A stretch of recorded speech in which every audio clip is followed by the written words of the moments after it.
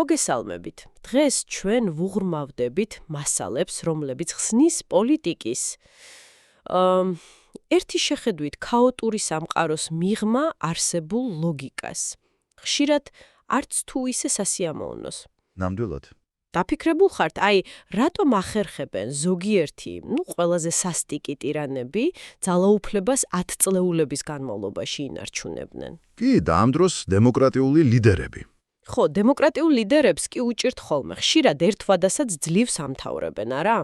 ან ის, რატომ ხდება, რომ ქვეყნები, რომლებიც ზღაპრულად მდიდრები არიან ბუნებრივი რესურსებით, კი ბატონო. მათი მოსახლეობა ხშირად, უკიდურეს სიღარიბეში ცხოვრობს. ეს მართლა ძალიან მნიშვნელოვანი, ფუნდამენტური კითხვებია. და თქვენ მიერ მოწოდებული წყაროები, განსაკუთრებით ბრიუს ბუენო დე მესკიტას და ალასტერს სმითის ცნობილი ნაშრომი დიქტატორის სახელმწიფო. გახმაურებული წიგნია, კი. ნამდვილად. სწორედ ამ კითხვებზე ცდილობს პასუხის გაცემას და მათი მთავარი თეზისი, სიმართლე გითხრათ, საკმაოდ რადიკალურია. ანუ ამბობენ, რომ პასუხები იმალება არაიმდენად კულტურაში, ისტორიაში, რაღაც იდეოლოგიაში ან ლიდერის პიროვნებაში. არა თვისებებში. არა. არამედ პოლიტიკური თამაშის ცივ უნივერსალურ წესებში. ამ თეორიით ნებისმიერი ლიდერის, დიქტატორი იქნება, დემოკრატიულად არჩეული პრეზიდენტი თუ დიდი კორპორაციის დირექტორი. არ აქვს მნიშვნელობა. არ აქვს. უპირველესი და უმთავრესი მიზანი არის ძალაუფლების შენარჩუნება. ყველაფერი დანარჩენი, ასე ვთქვათ, ამ მიზანს ემსახურება. გასაგებია, ჩვენი დღევანდელი ამოცანაა, ესე იგი, ამ წყაროებზე დაყრდნობით, გავშიფროთ ეს წესები და თქვენ დაგანახოთ, როგორ მუშაობს ეს ყველაფერი პრაქტიკაში. კი ბატონო. იქნება ეს, ჩრდილოეთ კორეის რეჟიმი, ამერიკული პოლიტიკა, თუ თუნდაც თქვენი კომპანიის დირექტორთა საბჭოს სხდომა. ზუსტად. მოდით ერთად ჩავუღრმავდეთ ამ მექანიზმებს. მაშასე, იმის გასაგებად, რომ თუ როგორ ინარჩუნებენ ლიდერები ძალაუფლებას, თეორია გვთავაზობს, რომ გავაცნობიეროთ 3 ძირითადი პოლიტიკური ჯგუფი. განზომილება, ასე ვთქვათ. 3 ჯგუფი. დიახ. პირველია ნომინალური ელექტორატი. მარტივად რომ ვთქვათ, შესაძლებლები. შესაძლებლები. ხო, ეს არის ყველა ის ადამიანი, ვისაც, თეორიულად აქვს ხმის მიცემის უფლება. მაგალითად, აშიში ეს არის 12 წელს გადაცილებული ყველა მოქალაქე. ძალიან ბევრი ხალხი. ძალიან ბევრი, კი. მაგრამ ცალკეული ინდივიდის გავლენა როგორც წესი მინიმალურია. ეს ის ხალხია, ვინც შეიძლება ფიქრობს, რომ მონაწილეობს არჩევნებში, მაგრამ რეალურად მათ ხმას დიდი წონა არ აქვს. ხშირ შემთხვევაში ნამდვილად ასია. მეორე ჯგუფი არის რეალური ელექტორატი, გავლენიანები. გავლენიანები. ეს უკვე უფრო მცირე ჯგუფია. ისინი რეალურად აღდენენ გავლენას ლიდერის არჩევაზე. მაგალითად, ავტორიტარულ ჩინეთში ეს შეიძლება იყოს კომუნისტური პარტიის რამდენიმე 1000 წევრი. საუდის არაბეთში სამეფო ოჯახის გავლენიანი წევრები. დემოკრატიებშიც კი ეს ხშირად ვინ არიან? პარტიული აქტივისტები, მსხვილი დონორები, გავლენიანი მედიის წარმომადგენლები. გასაგებია. და მესამე ჯგუფი, რომელიც როგორც ჩანს, ყველაზე მნიშვნელოვანია, ხომ? დიახ, მესამე და გადამწყვეტი. ეს არის მომგებიანი კოალიცია, არსებითები. არსებითები. ხო, ეს არის რეალური ელექტორატის ის ქვეჯგუფი, რომლის ხაზს უსვამ მხარდაჭერის გარეშეც ლიდერი ძალაუფლებას უბრალოდ ვერ შეინარჩუნებს. ეს არის მთავარი. სწორედ ამ ჯგუფის ლოიალობაა ლიდერის მთავარი საზრუნავი. საბჭოთა კავშირში ეს იყო ვიწრო პარტიული ელიტა, პოლიტბირო, ცენტრალური კომიტეტი. გასაგებია. კორპორაციაში ეს შეიძლება იყოს დირექტორთა საბჭოს უმრავლესობა, თქვათ საკვანძო აქციონერები. აშშ-ც კი ეს არ არის ამომრჩეველთა 50% + 1. არა. არა. არამედ ამომრჩეველთა ის მინიმალური რაოდენობა, რომელიც საარჩევნო კოლეგიაში გამარჯვებას უზრუნველყოფს. თეორიის არსი რა არის? რომ ლიდერისთვის გადამწყვეტია არა ზოგადად ხალხის აზრი, ან თუნდაც გავლენიანი ჯგუფის ზოგადი კეთილგანწყობა. არამედ მხოლოდ იმ მცირე, არსებითი ჯგუფის ლოიალობის უზრუნველყოფა. მთავარი თამაში ამ არსებითების გარშემო ტრიალებს. გამოდის, რომ ლიდერის ქცევას, ძირითადად ის განსაზღვრავს, თუ რამდენად დიდი თუ მცირეა ეს მომგებიანი კოალიცია. ზუსტად.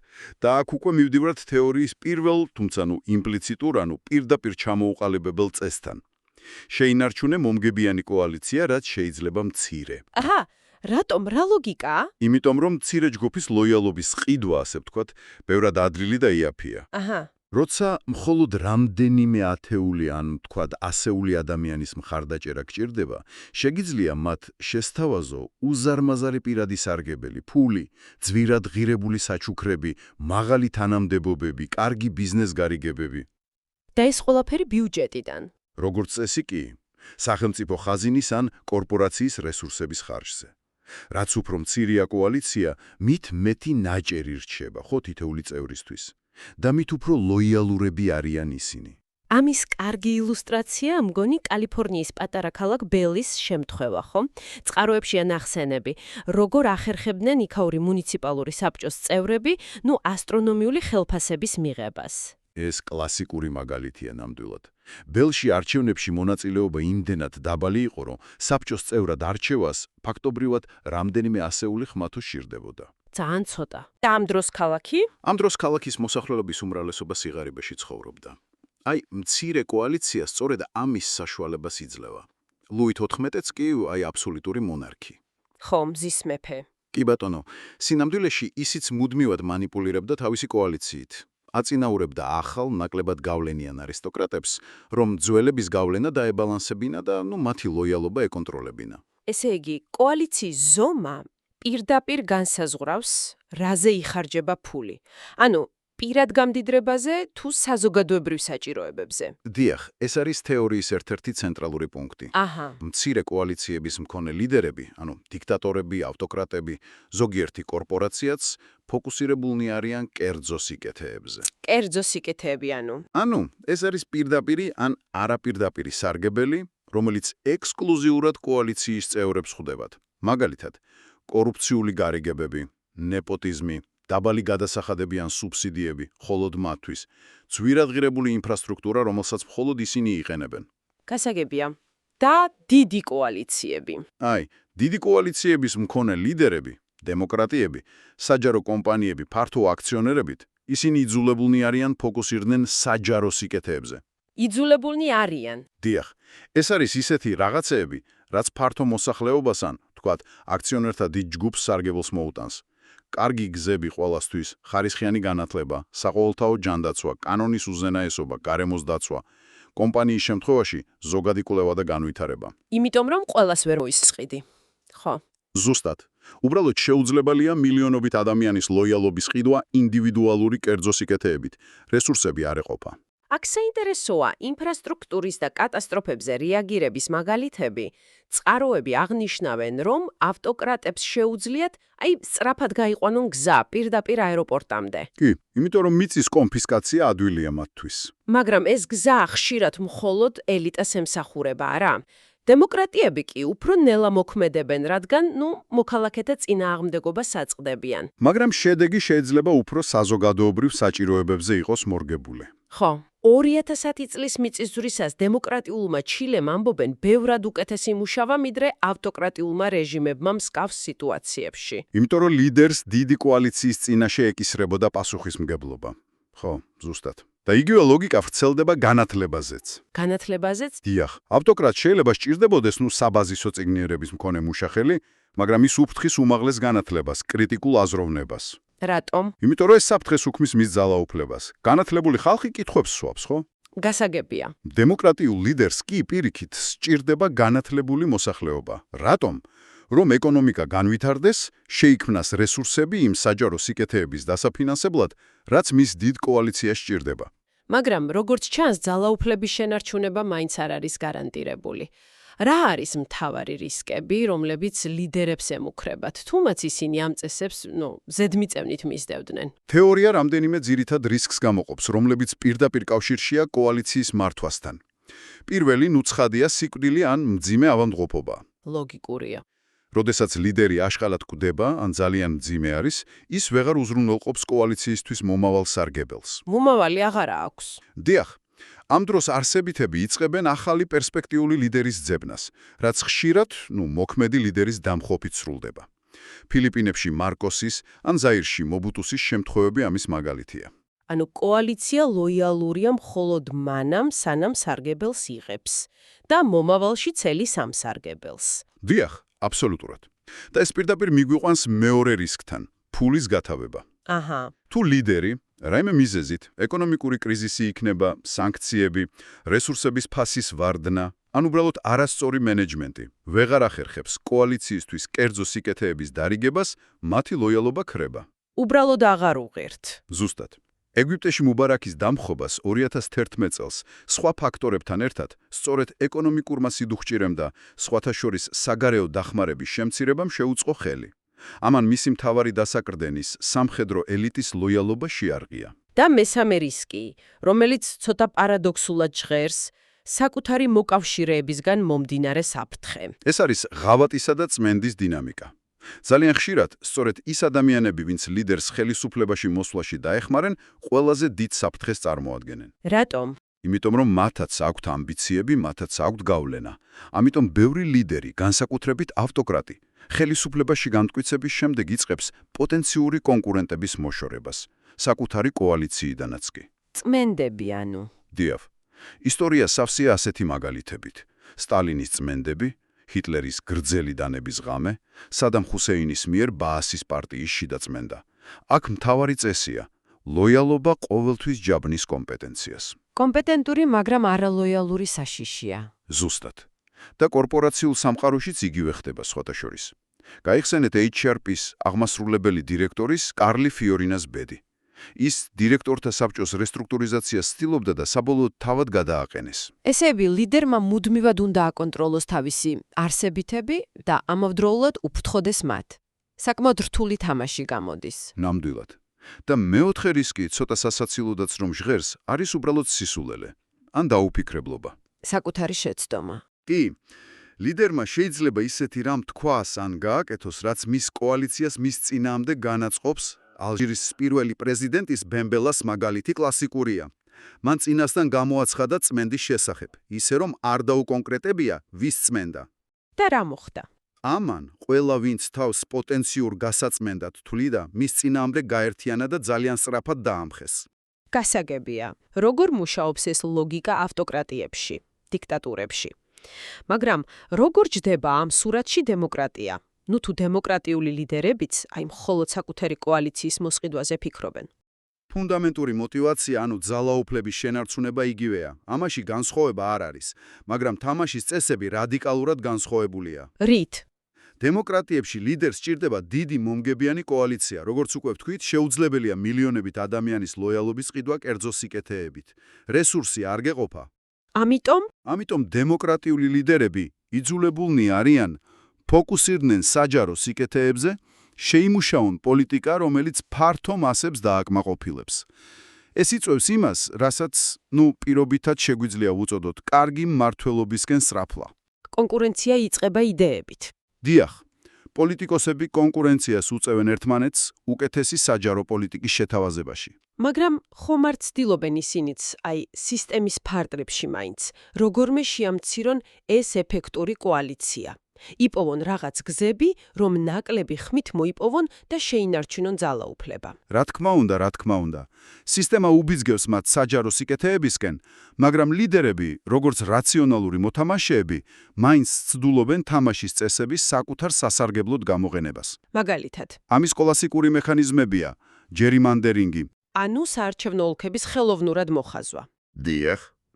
საარჩევნო ოლქების საზღვრების ხელოვნური დახაზვა, ისე რომ მმართველ პარტიას, თითქმის გარანტირებული კონდეს გამარჯვება კონკრეტულ ოლქებში. თუნდაც საერთო ჯამში ნაკლები მხარდაჭერა კონდეს ქვეყანაში. გასაგებია. კიდევ. აშშ-ში მაგალითად, საარჩევნო კოლეგიას ამის საშუალებას იძლევა. შესაძლებელია გახდე პრეზიდენტი ამომრჩეველთა უმრავლესობის ხმების გარეშეც კი. კი, ასეთი შემთხვევები ყოფილა. ზოგიერთ დემოკრატიაში კი კვლავ არსებობს ბლოკური ხმის მიცემის პრაქტიკა, სადაც ადგილობრივი ავტორიტეტები, პატრონები მთელი ჯგუფის ხმებს აკონტროლებენ. ანუ ეს ყველაფერი არის მცდელობა შეამცირონ იმ ადამიანთა რეალური რიცხვი, ვისი მხარდაჭერაც მართლა საჭიროა გამარჯვებისთვის. ზუსტად. ეს არის მცდელობა, რომ დიდი კოალიცია ეფექტურად ცოტათი მაინც დააპატარაონ. ესე იგი, დემოკრატიულ ლიდერებსაც იგივე სურვილი ამოძრავებთ მცირე კოალიცია, მაგრამ სისტემა მათ გარკვეულწილად აიძულებს, უფრო მეტად იზრუნონ ხალხზე და ამიტომაც არის მათი მმართველობა ხშირად ხანმოკლე. ზუსტად, დიდი კოალიციის დაკმაყოფილება მუდმივ ძალისხმევას მოითხოვს და, მოდი ვთქვათ, ძალიან რთულია.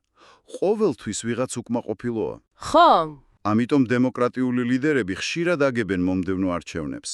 მაშინ როცა ავტოკრატი თუ იმ საწყის სახიფათო ეტაპს გადაურჩა და მწირე ლოიალური კოალიცია შექმნა, შეიძლება 10 წლეულების განმავლობაში დარჩეს ხელისუფლებაში. კორუფციაზეც ვისაუბროთ. თითქოს ის ავტოკრატიის, სავიზიტო ბარათია. როგორ ხსნის ამას თეორია? კორუფცია, როგორც ვთქვით, კერძო სიკეთის კლასიკური ფორმაა. ამიტომ ლოგიკურია, რომ ის განსაკუთრებით ფეხმოკიდებულია მცირე კოალიციის რეჟიმებში. მაგრამ მთავარი განსხვავება დემოკრატიებთან შეიძლება ითქვას ის კი არ არის არსებობს თუ არა კორუფცია. აბა რა არის? არამედ ის თუ როგორ და ვისთვის მუშაობს ის. მცირე კოალიციის რეჟიმში კორუფციული შემოსავლები შეიძლება იყოს უზარმაზარი და რაც მთავარია, ის კონცენტრირებულია კოალიციის მწირე რიცხოვანი წევრების ხელში. ანუ თითოეულს ბევრი ხვდება. კი, კორუფცია ერთგვარი წებუა, რომელიც კოალიციას კრავს. კი, ნამდვილად. და ამავდროულად კონტროლის მექანიზმიც არის. რეჟიმს შეუძლია გამოიყენოს კორუფციული სქემები, როგორც ლოიალობის ჯილდოდ, ასევე დასჯის საშუალებად. როგორ? თუ ვინმე ურჩობას დაიწყებს, მის წინააღმდეგ კომპრომატების გამოყენება ძალიან ადვილია. რუსი პოლიციელის დიმოვსკის შემთხვევა, რომელმაც კორუფცია ამხილა და თავად აღმოჩნდა ციხეში, ამის კარგი ილუსტრაციაა. გასაგებია. დიდ კოალიციებში კი, თუნდაც კორუფცია არსებობდეს, ის უფრო გაფანტულია. თითოეულ წევრზე, საშუალოდ გაცილებით ნაკლები მოდის. და ის ვეღარ ასრულებს ლოიალობის უზრუნველყოფის იმავე ცენტრალურ ფუნქციას. საინტერესოა. და ეს ლოგიკა ვრცელდება საერთაშორისო ორგანიზაციებზეც, მაგალითად, ოლიმპიურ კომიტეტზე, FIFA-ზე. კი, ნამდვილად, მათი მმართველი ორგანოები, ეფექტური კოალიცია, საკმაოდ მცირერიცხოვანია. IOC-ში მგონი 52 ხმაა საკმარისი გადაწყვეტილების მისაღებად. ძალიან ცოტა. ხო, და ეს ხსნის კარს უზარმაზარი კორუფციული გარიგებებისთვის, როდესაც ვთქვათ, ოლიმპიადის ამ მსოფლიო ჩემპიონატის მასპინძლობის საკითხი წყდება. მილიარდებია სასწორზე, კოალიცია კი პატარა. გადავიდეთ საგარეო დახმარებაზე. ჩვენ ხშირად გვესმის, რომ ეს არის ჰუმანიტარული აქტი, ღარიბი ქვეყნების დახმარება. წყაროები ამბობენ, რომ რეალობა ბევრად უფრო პრაგმატულია. დიახ, ამ თეორიის ჩარჩოში საგარეო დახმარება განიხილება არა როგორც ალტრუიზმი, არამედ როგორც პოლიტიკის ყიდვის ინსტრუმენტი. პოლიტიკის ყიდვა. დიახ, დონორი ქვეყნები, რომლებიც ხშირად დემოკრატიები არიან დიდი კოალიციით, ფულს უხდიან მიმღებ ქვეყნებს, რომლებიც ხშირად ავტოკრატიები არიან მცირე კოალიციით, მათთვის სასურველი პოლიტიკური კურსის სანაცვლოდ. შეგიძლიათ მაგალითი მოიყვანოთ? კი ბატონო, ASHS-ს დახმარება ეგვიპტეს ისრაელთან მშვიდობის შენარჩუნებისთვის, ან პაკისტანისთვის ტერორიზმთან ბრძოლაში, თუნდაც ნომინალური თანამშრომლობისთვის. ცივი ომის დროს რამდენი ასეთი მაგალითი იყო.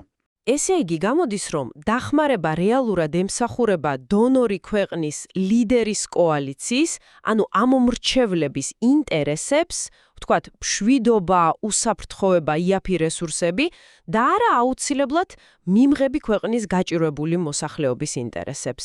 ხშირ შემთხვევაში თეორია სწორედ ამას ამტკიცებს. დიახ. ამიტომაც არის, რომ საგარეო დახმარება ხშირად, არაეფექტურია სიღარიბის დაძლევაში და ზოგჯერ ავტოკრატების რეჟიმებს აძლიერებს კიდეც. როგორ აძლიერებს? ლიდერი ამ ფულს იყენებს თავისი მცირე კოალიციის ლოიალობის გასამყარებლად, ისევ კერძო სიკეთეების დარიგებით. დახმარება, როგორც ამბობენ, ფუნგიბელურია. ანუ ადვილად ცვლის დანიშნულებას. თუნდაც ფული კონკრეტული პროექტისთვის იყოს გამოყოფილი, თქვათ სკოლის აშენებლად. ეს ათავისუფლებს რეჟიმის სხვა რესურსებს, რომლებიც შემდეგ შეიძლება კერძო მიზნებს ან სულაც იარაღის ყიდვას მოხმარდეს. პირდაპირ თუ არა, ირიბად მაინც ხმარდება კოალიციის შენახვას. ზუსტად. კვლევებიც კი აჩვენებს, რომ გაეროს უშიშროების საბჭოში არამუდმივ წევრად არჩეული ქვეყნები, განსაკუთრებით არადემოკრატიულები, ხშირად მეტ დახმარებას იღებენ. მაგრამ ამ პერიოდში მათი ეკონომიკური ზრდა და დემოკრატიის ხარისხი პარადოქსულად ქვეითდება. საინტერესოა. და იგივე პრაგმატული ლოგიკა ვრცელდება ომის საკითხზეც? დიახ, ომიც პოლიტიკის ინსტრუმენტია და მისი გამოყენების გადაწყვეტილობაც ამ თეორიის მიხედვით კოალიციის ზომაზეა დამოკიდებული. ანუ დემოკრატიები და ავტოკრატიები განსხვავებულად უდგებიან ომს. ეხ, დემოკრატიები, ანუ დიდი კოალიცია, ომს იწყებენ ძალიან ფრთხილად და შერჩევით. რატომ? იმიტომ რომ მარცხი პოლიტიკურად დამღუპველია ლიდერისთვის. და რაც მთავარია, ჯარისკაცების სიცოცხლე ძვირფასია ამომრჩევლებისთვის. მაგრამ თუ დაიწყებენ? აი, თუ დაიწყებენ, როგორც წესი ბოლომდე იბრუნებიან გამარჯვებისთვის, რადგან ამას მოითხოვს მათი დიდი კოალიცია. ავტოკრატები კი, ანუ მცირე კოალიცია. ისინი უფრო ადვილად იწყებენ. ბევრად ადვილად იწყებენ ომს, ხშირად რესურსების ხელში ჩაგდების მიზნით. მათთვის ჯარისკაცების სიცოცხლე სამწუხაროდ ნაკლებად ფასობს, მაგრამ ისინი ასევე ადვილად გამოდიან ომიდან, თუ ის წამგებიანი ხდება და საფრთხეს უქმნის კოალიციისთვის კერძო სიკეთეების დარიგებას.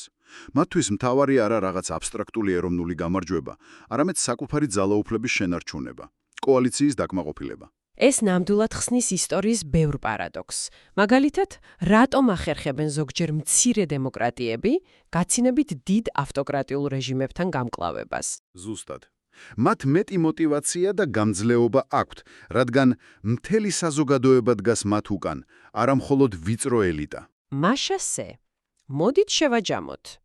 დღევანდელი ჩვენი მასალებიდან, წყაროებიდან გამოიკვეთა ერთი საკმაოდ მკაფიო ცენტრალური იდეა. დიახ. პოლიტიკური ლიდერების და ხშირად კორპორაციული ხელმძღვანელების ქცევას განაპირობებს არა იმდენად იდეოლოგია, ან პიროვნული თვისებები, ან კარგი და ცუდი ზრახვები, არამედ უნივერსალური სწრაფვა შეინარჩუნონ თავიანთი არსებითი მხარდამჭერების, ანუ მომგებიანი კოალიციის ლოიალობა. ზუსტად. და ამ კოალიციის ზომა განსაზღვრავს ფაქტობრივად ყველაფერს. მცირე კოალიცია უბიძგებს კერძო სიკეთეებისკენ და შესაბამისად კორუფციისკენ. დიდი კოალიცია კი აიძულებს ლიდერებს იზრუნონ საჯარო სიკეთეებზე. გადასახადები, სოციალური პოლიტიკა, საგარეო დახმარება, ომის წარმოებაც კი. ყველაფერი ამ ცივ რაციონალურ ლოგიკას ექვემდებარება. ლიდერები არიან რაციონალური მოთამაშეები. ისინი მოქმედებენ არსებული წესების ფარგლებში საკუთარი პოლიტიკური გადარჩენისთვის. ერთი შეხედვით ეს საკმაოდ ცინიკური და შეიძლება ითქვას დამთრგუნელი სურათია. თითქოს აზრი არა აქვს, ვინ არის ლიდერი, სისტემა მაინც თავისას გაიტანს. ცოტა არ იყოს კი. მაგრამ მეორე მხრივ, თუ ეს წესები მართლაც უნივერსალურია, მათი გაგება ხო არ გვაძლევს ეს რაღაც ბერკეტს ცვლილებებისთვის? აი, ეგ ძალიან საინტერესო კითხვაა. ხო არ ნიშნავს ეს იმას, რომ პრობლემა არა იმდენად ცუდ ლიდერებშია, არამედ თავად თამაშის წესებში, სისტემაში?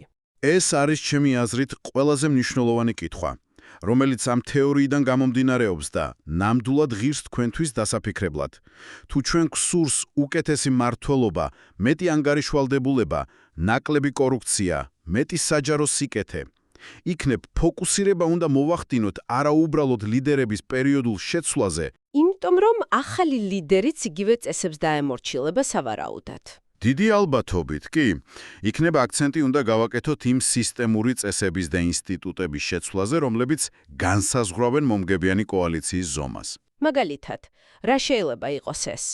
იქნებ ისეთი რეფორმები, როგორიცაა ჯერიმანდერინგის აღმოფხვრა, საარჩევნო სისტემის ცვლილება ისე, რომ მეტი ხმა იყოს საჭირო გამარჯვებისთვის, კამპანიების დაფინანსების რეგულაციების გამკაცრება, ან თუნდაც კორპორაციული მმართველობის მოდელის შეცვლა, მაგალითად აქციონერთა უფლებების გაფართოება.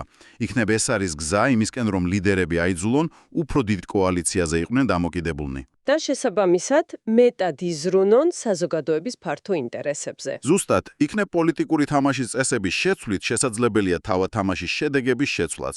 ეს არის კითხვა, რომელზეც პასუხი ალბათ თითოეულმა ჩვენგანმა უნდა ეძებოს.